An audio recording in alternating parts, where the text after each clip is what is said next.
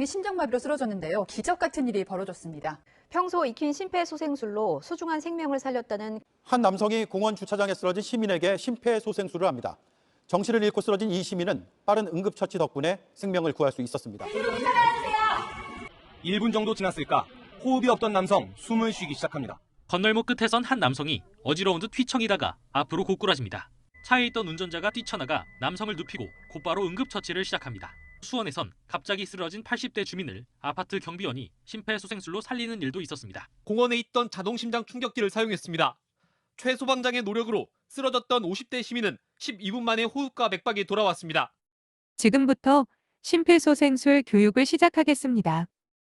듣는 것과 보는 것, 체험하는 것은 큰 차이가 있습니다. 교육 영상에 집중해 주세요.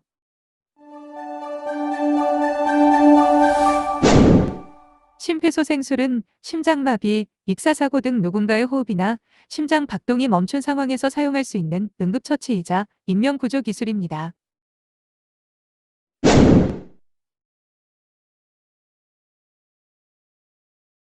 생명이 위급한 응급환자에게 응급의료 또는 응급처치를 제공하여 발생한 재산상 손해와 사상에 대하여 고의 또는 중대한 과실이 없는 경우 해당 행위자는 민사책임과 상해에 대한 형사책임을 지지 아니하며 사망에 대한 형사책임은 감면한다.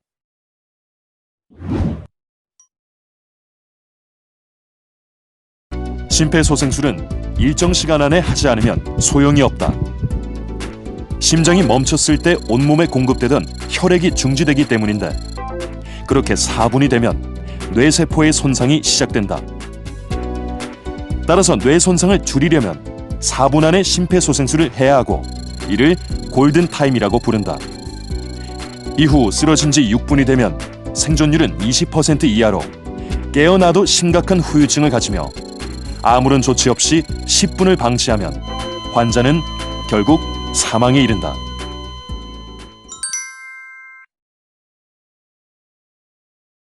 심폐소생술 시행 생존율은 24.7%인 반면 급성 심정지 환자 생존율은 8.7%입니다.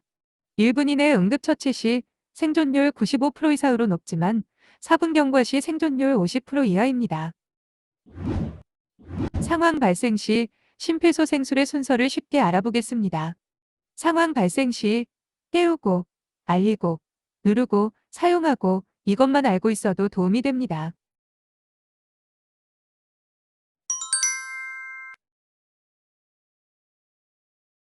첫 번째, 어깨를 두드리며 의식을 확인합니다. 현장 상황이 안전한지 확인합니다. 주변 인물을 지목해 119 신고와 자동심장 충격기를 요청합니다. 행인이 없다면 직접 연락 후 스피커폰을 활성화합니다. 119 상황요원의 설명에 따라 심정지로 판단될 경우 심폐소생술을 시작합니다. 단, 시간 경과에 따라 골든타임을 놓칠 수 있어 연락이 늦어질 경우 심정지로 판단될 때 바로 대응합니다. 환자의 측면에 무릎을 꿇고 가슴뼈 하부 2분의 1 지점에 손꿈치로 올리고 분당 100에서 120회, 5cm 깊이로 압박합니다. 가슴 압박 후 인공호흡을 진행합니다. 1초에 걸쳐 가슴 상승이 보이도록 2회 인공호흡 해주고 이때 바람이 새지 않도록 입을 전체 덮어야 됩니다. 인공호흡이 곤란할 경우 가슴 압박만 진행해도 됩니다. 가슴 압박 위치는 가슴뼈 2분의 1 지점, 손꿈치만 사용하여 분당 100에서 120회 압박합니다.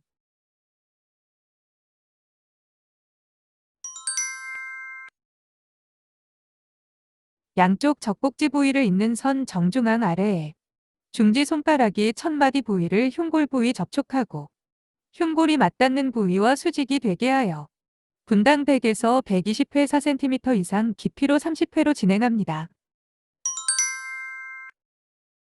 말을 못하거나 표정으로 말할 때 기도폐쇄를 의심하고 환자 뒤에 서서 한쪽 다리를 환자 다리 사이로 넣고 한쪽 주먹을 명치와 배꼽 사이에 위치합니다. 나머지 한 손으로 주먹을 감싸쥐고 주먹 한 손으로 복부를 빠르고 강하게 위쪽으로 밀쳐 올립니다.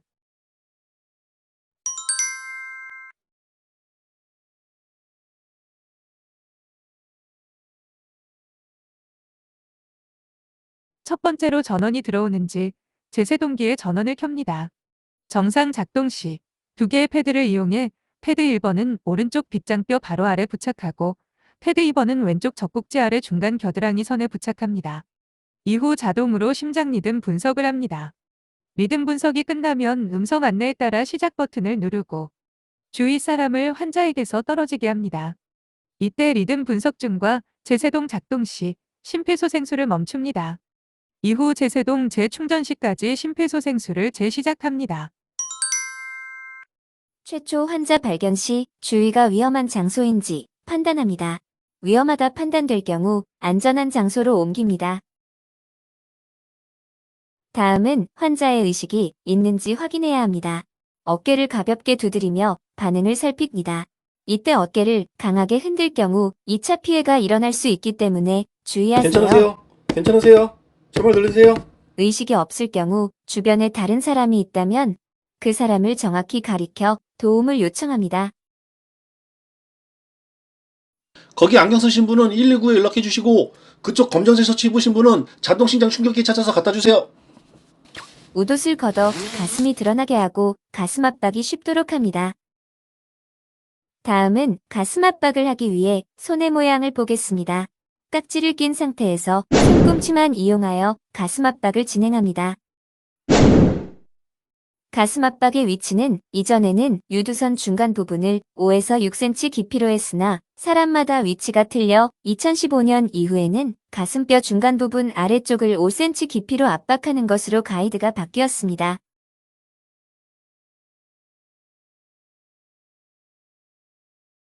이번에는 가슴 압박 시 자세에 대해 알아보겠습니다. 잘못된 자세는 오히려 환자에게 2차 피해를 줄 수 있기 때문에 먼저 많이 실수하는 잘못된 자세 두 가지를 보겠습니다.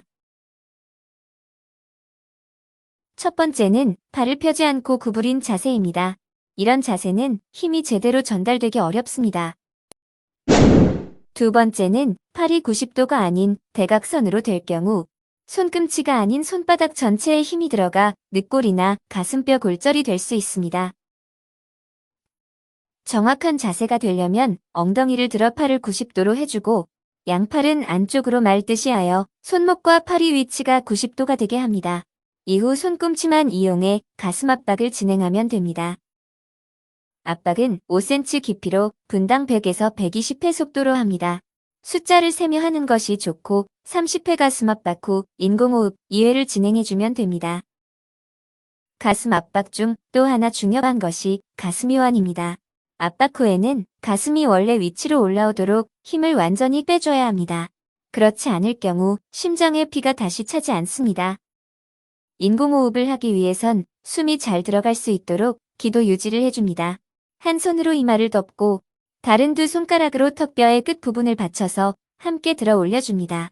이때 턱뼈가 아닌 안쪽 말랑한 부분을 누르며 올릴 경우 혀가 뒤쪽으로 말려 기도가 막힐 수 있습니다.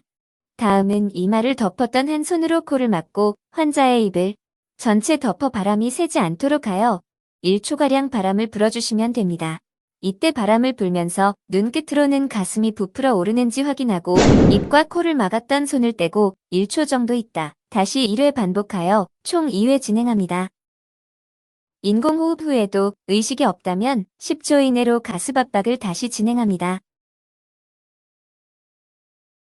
심장 충격기가 있을 경우 가슴 압박은 멈추지 않고 다른 사람에게 부착을 부탁합니다.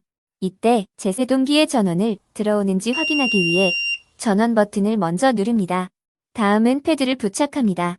패드 1번은 오른쪽 빗장뼈 아래, 2번 패드는 왼쪽 유두 바깥쪽 아래에 부착합니다. 이후 패드 커넥터를 제세동기에 연결하면 자동으로 시작합니다. 다시 한번 부착 위치를 살펴보겠습니다. 패드 부착 순서의 위치가 어렵다면 자동차 조수석 벨트맨은 위치를 생각하세요. 오른쪽에서 왼쪽으로 내리는 것을 순서로 생각하면 됩니다.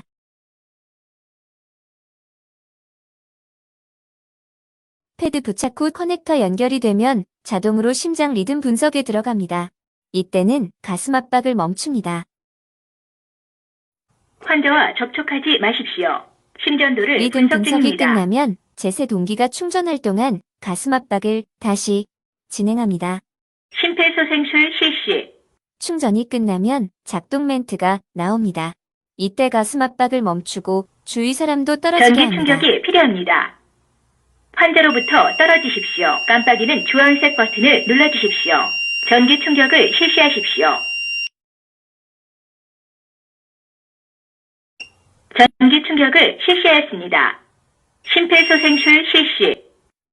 제세동기 작동 후 제세동기 사용 여부를 멘트로 알려줍니다. 환자의 의식이 없다면 가슴 압박을 다시 진행하고 119가 올 때까지 반복합니다. 환자의 의식이 돌아올 경우 바로 일어나지 못하게 하고 누운 상태로 119가 올 때까지 휴식을 하게 해주세요. 30분 이내로 물과 음식물 섭취는 안 됩니다.